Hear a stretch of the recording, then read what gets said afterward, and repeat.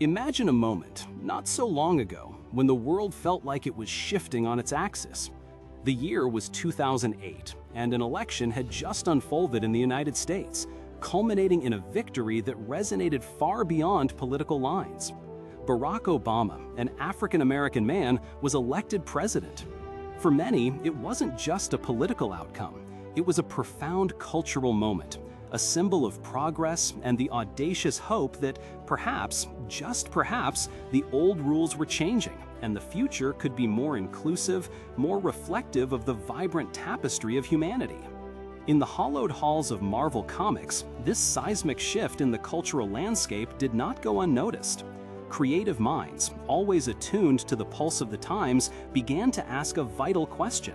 If the world was changing so dramatically, if the highest office in the land could be occupied by someone who challenged traditional perceptions, then shouldn't the most iconic characters also evolve? Brian Michael Bendis, a prolific writer for Marvel, found himself pondering this very notion. He looked at Spider-Man, a character whose very essence was relatability. A hero who represented the everyday person suddenly granted extraordinary power. But for decades, that everyday person had largely been Peter Parker, a white working-class kid from Queens. The conversation, inspired directly by Obama's election, turned to a daring possibility. What if a new Spider-Man emerged, one who reflected this increasingly diverse world? What if a child, growing up in this new era of possibility, could look at their hero and see a reflection of themselves, their background, their experience? This wasn't about replacing Peter Parker, but about expanding the Spider-Verse, enriching it with a fresh perspective. The idea then was to create a new, distinct Spider-Man, and a blank slate was needed to build him from the ground up, to tell a story that felt contemporary and relevant. While the idea for a new, diverse Spider-Man was gestating, another fascinating cultural current began to ripple through the internet. Years later, in 2010, the popular sitcom Community aired an episode where actor Donald Glover, playing the character Troy Barnes, woke up in Spider-Man pajamas, declaring his wish to be Spider-Man. This seemingly small moment sparked an unexpected, powerful fan campaign. Fans, captivated by Glover's charisma and the freshness he could bring to the role, began tweeting with the hashtag #DonaldForSpider-Man, urging Sony to consider him for the upcoming film reboot. This wasn't just a fleeting internet trend. It was a genuine expression of a desire for different kinds of representation in blockbuster roles. Though Glover ultimately didn't get the part of Peter Parker, his name and this passionate fan movement became an undeniable part of the conversation. And here's where the two threads beautifully intertwined. Brian Michael Bendis and artist Sarah Pichelli, already contemplating a new Spider-Man, saw this groundswell of support for Glover. They saw a young, vibrant, and incredibly talented black actor whose genuine desire to embody Spider-Man resonated deeply with audiences. Glover's earnestness, his youthful energy, and the sheer volume of support behind him solidified something crucial for the creative team. It wasn't just about diversity for diversity's sake. It was about tapping into a real, tangible yearning from the audience for a hero who felt different yet still encapsulated the spirit of Spider-Man. The image of Glover in those pajamas, the heartfelt fan campaign, became an iconic reference point, a real-world muse for the character who would soon swing into existence. It offered a face, an energy, and a cultural touchstone for the new iteration of the hero. With these inspirations firmly in mind, Miles Morales began to take shape. Born to an African-American father and a Puerto Rican mother, Miles was a truly unique blend, representing communities often underrepresented in mainstream comics. His story wasn't a simple retelling of Peter Parker's, it was distinct.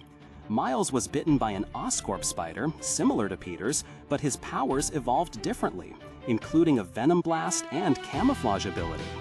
He initially resisted the call to heroism, burdened by the immense legacy of Peter Parker, who tragically died in the Ultimate Universe storyline where Miles debuted.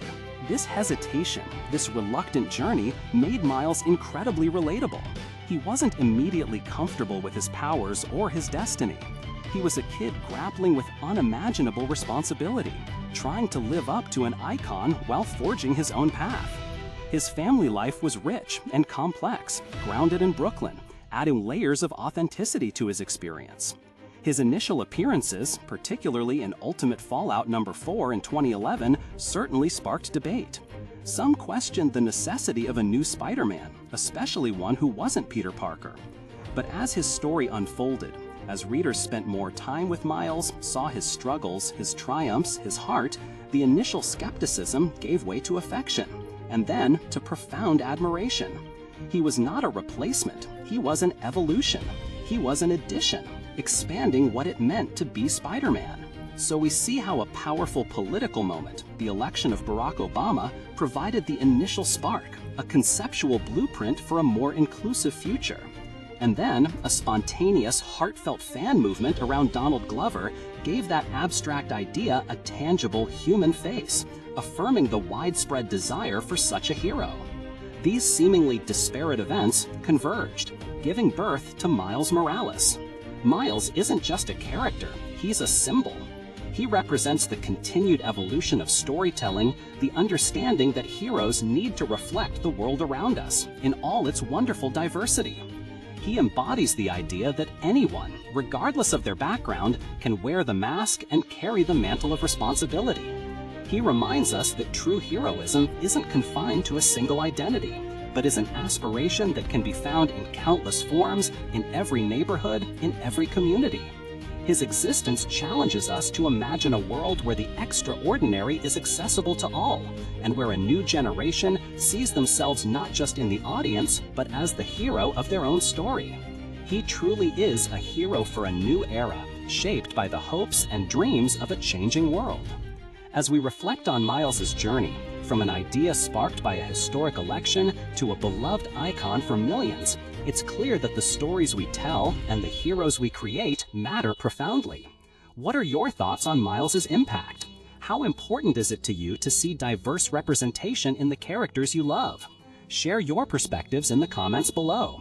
And if you enjoyed this journey through the origins of Miles Morales, please consider following for more stories that explore the rich tapestry behind our favorite heroes.